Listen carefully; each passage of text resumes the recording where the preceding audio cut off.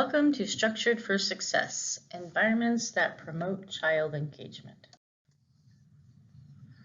Today we're going to cover Head Start performance standards, the third teacher, the unwritten curriculum, EDECA and environments, and what does class have to do with it? This section in the Head Start performance standards has a lot going on. Even the most important pieces that are highlighted still say a lot. Take a moment to read through it.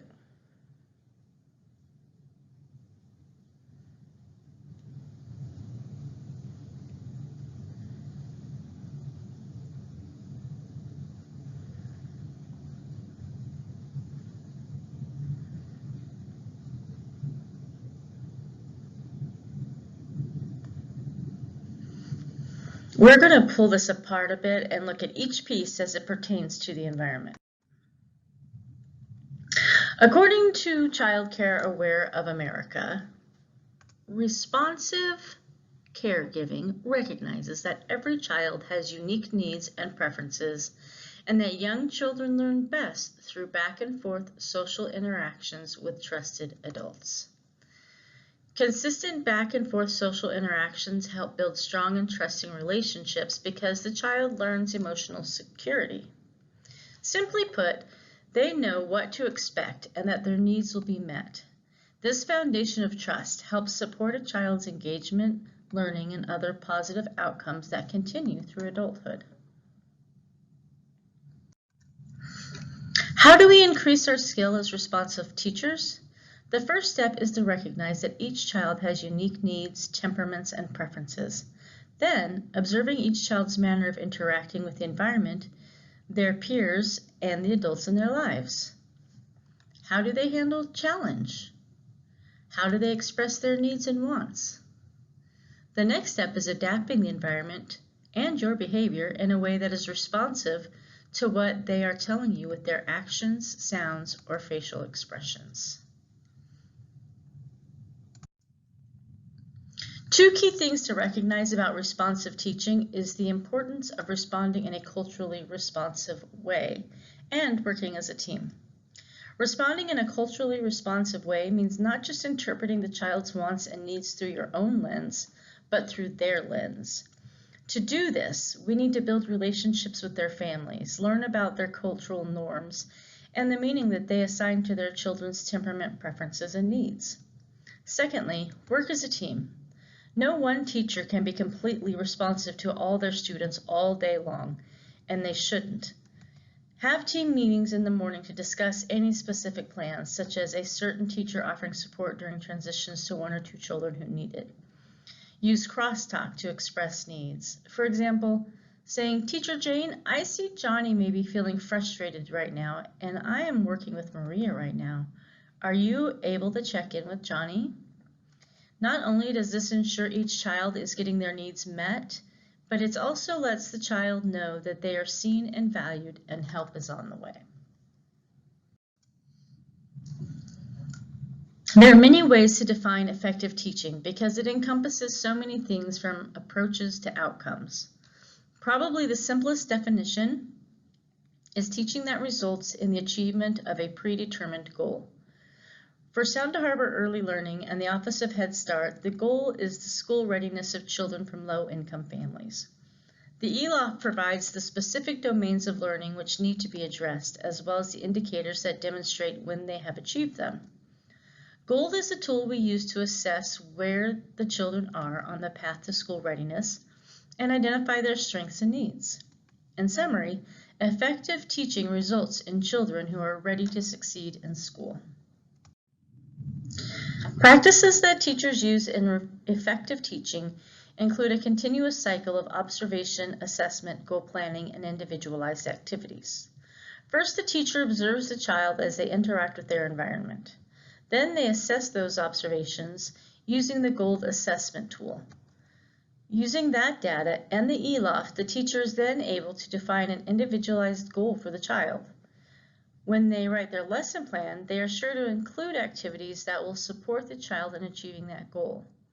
At this point, the teacher starts the cycle over again as they observe the child engaging in the individualized activity.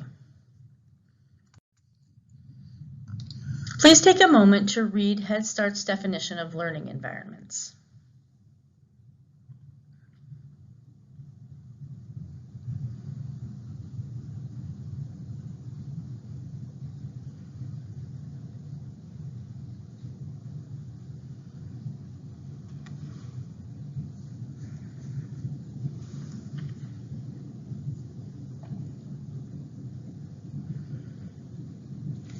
Notice the underlined words.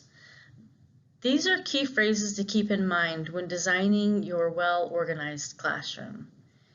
In addition to materials and supplies, the environment includes schedules, lesson plans, and nurturing interactions that incorporate each child's home culture, interests, and abilities.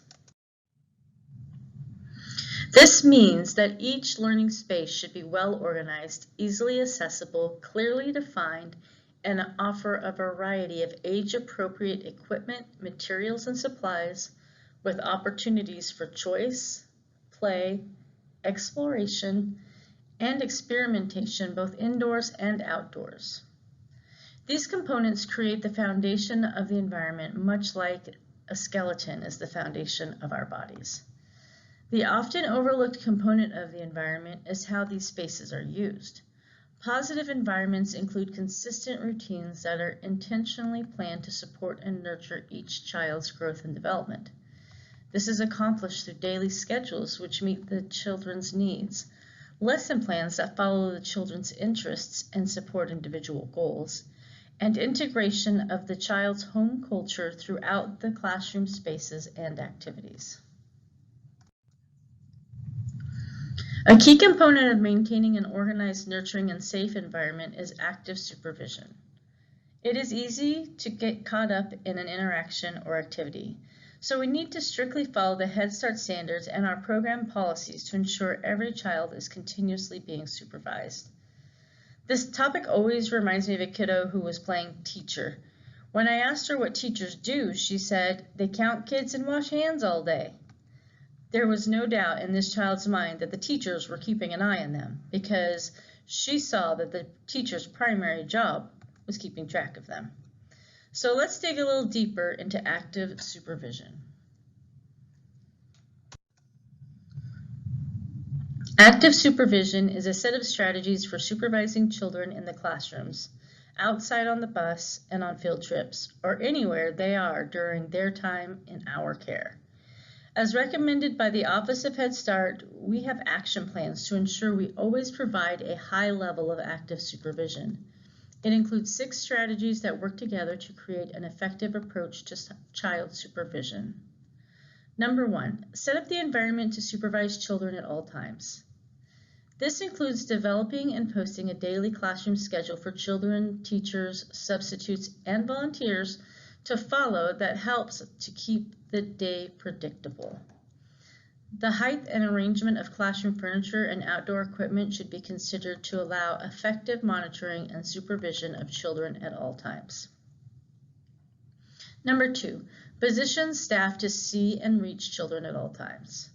Our action plans include staffing charts that identify which teacher is responsible for each area or activity and their duties during transitions.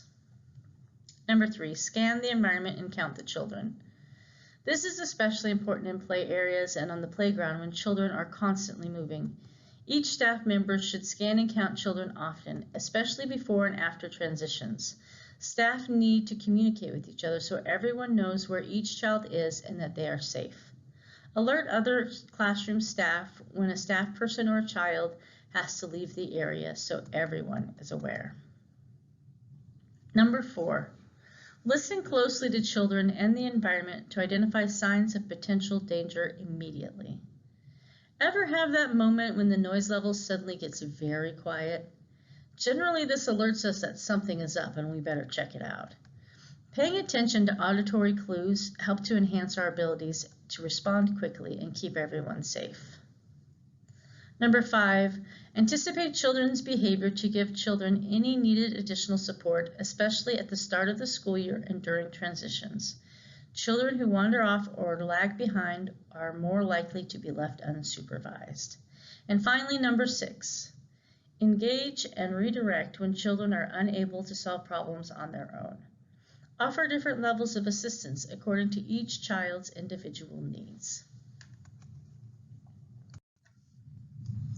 Transitions are often the most challenging times to supervise children.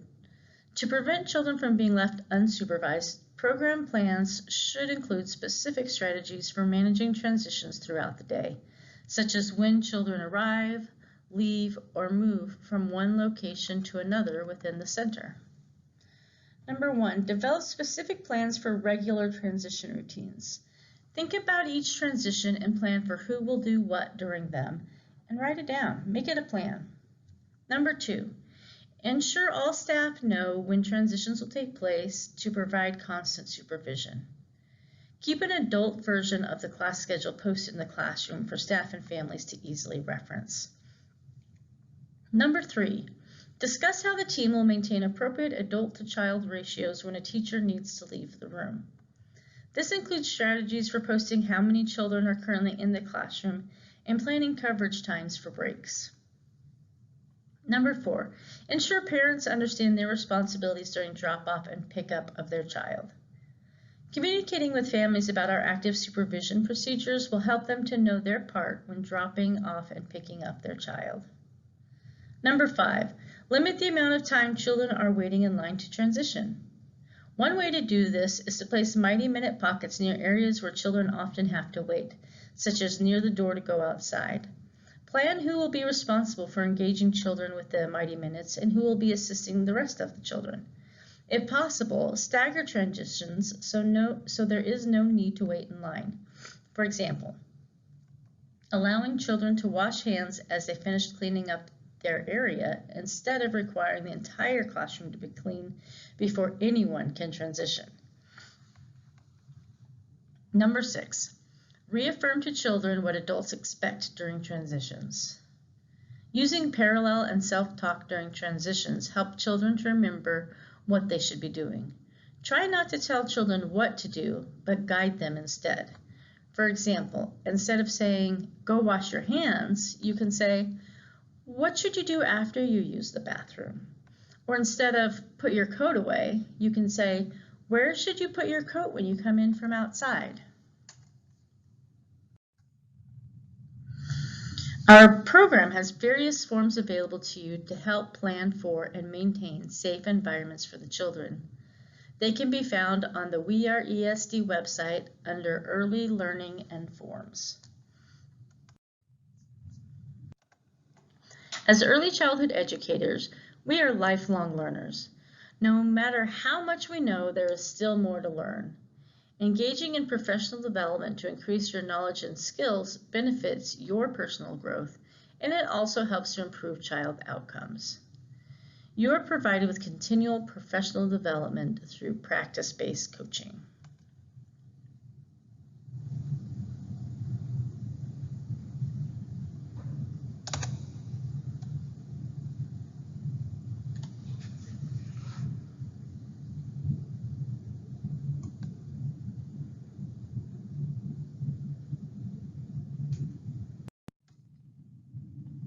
The third teacher is the environment. It should invite play and inspire creativity. When a child walks in, you want them to be very excited to just start touching and playing. Then, as the children's interests follow a certain path, the activities and learning environments should be flexible enough to change with them. This is why anyone who walks into the classroom should be able to immediately know what the children are studying.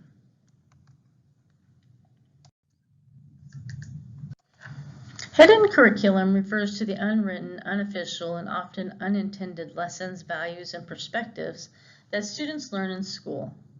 It consists of the unspoken or implicit academic, social, and cultural messages that are communicated to children while they're in school. In one school, students may learn that behaviors such as following the rules, acting in expected ways, and not questioning adults are rewarded. While in other schools, students learn that personal expression, taking initiative, or questioning authority are valued and rewarded behaviors. These are the norms of the classroom. Here are some examples. Are children expected to raise their hand in circle if they want to talk? Will teachers read a story during free choice? Should children work together or independently? When can children begin to eat during meal times? Can they take their shoes off while at school? Think about the unwritten curriculum you are teaching in your classroom and be intentional about it. Always ask yourself why, and then, is there another way? For example, why do you want the children to raise their hands in circle? Is it so they do not all talk at once? What is another way you can teach them to do that? When you're not sure of a different way, collaborate with your team, your center director, or your coach. DECA is an invaluable tool to support positive environments in the classroom. It provides individualized strategies and supports that you can implement in the classroom based specifically on that child's need, and others you can share with their family to use at home. It is also a great resource to help you determine their social-emotional goal, which you can then support through the strategies provided. When you are supporting the needs of the children appropriately, the environment feels like a safe place to be and to take risks in learning. DECA also provides an excellent reflective checklist. You complete it directly on the website by rating each item as either almost always, sometimes, or never. It covers the topics of daily routine, environment, care and connections, activities and experience, and partnerships between teachers and families. Your answers to the checklist are not saved in the system. You'll have to print the results and then use it as a teaching team to identify strengths and to create an action plan to improve a self-identified area of need. So what does class have to do with environments? Well, class is all about interactions. And as we have mentioned before, nurturing and responsive environments are built on interactions. Here's a video from Teachstone, the makers of class, that talks about interactions.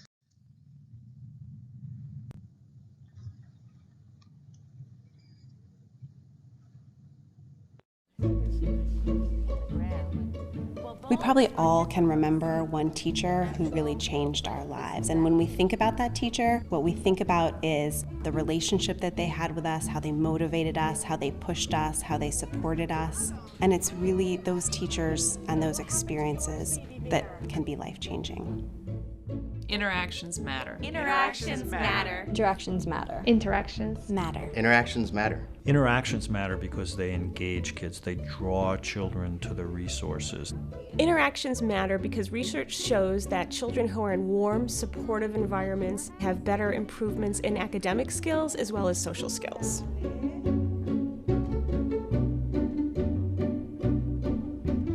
We found Teachstone to bridge the worlds of research and practice, to take those evidence-driven tools, particularly focused on interactions between kids and teachers, and get them into as many classrooms as we could. We work with state leaders, curriculum specialists, and Head Start, as well as local teachers. I think if you looked at all of the resources and services that Teachstone offers to the field, they really fall into these three categories: learn, measure, and improve. We want people to learn about interactions. We want them to transfer those skills into being able to measure those interactions and ultimately to improve them. We see that when teachers change their practices in these ways that are aligned with the class, that students actually learn more.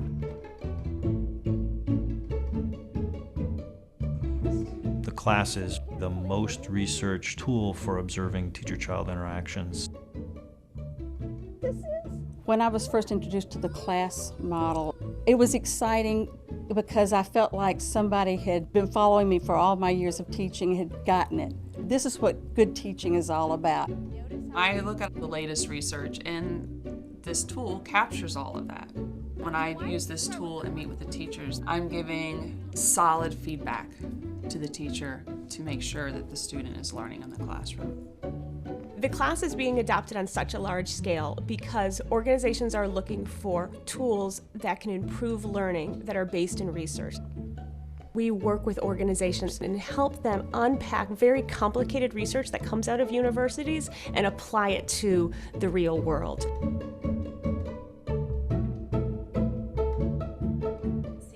Ensuring that each observer is a reliable observer is essential to the process. What we're going to do is start that next video and give you an opportunity to practice your note-taking. And you're going to be looking for the specific behaviors of the teachers and the students who are in the video. You're going to be noting objectively those behaviors that you're seeing. It's objective. It's not me saying, well, maybe you should have done this. It's going down saying, this is research-based, and here's what I see. Anytime we measure classroom interactions, the goal is really to help improve.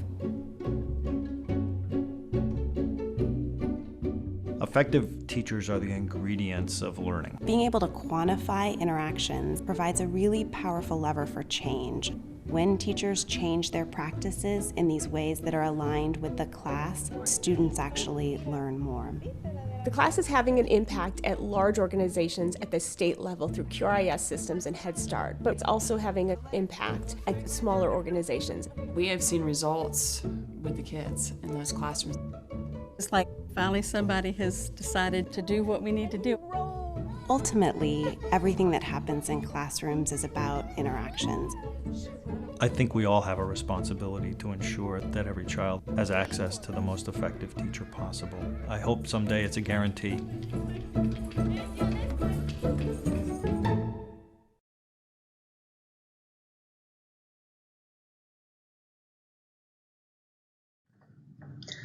Emotional support is one of the 3 class domains.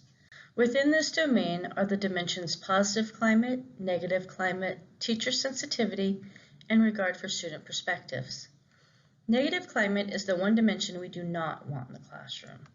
It provides examples of things we should avoid, such as negative affect or punitive control. So we do not want to roll our eyes at the kids or tell them they cannot have more chicken until they eat all of their corn. The other 3 dimensions shown here let us know exactly what we can do to provide a positive and nurturing environment. We should build relationships with them, make eye contact, use respectful language, provide comfort and assistance, provide individualized support, follow children's leads and interests, ask for their ideas, and allow them to move about freely. This is just a sampling of the ways in which class supports nurturing and responsive environments. There is so much more to know about class. If you would like to attend a training on class, please let your center director or coach know.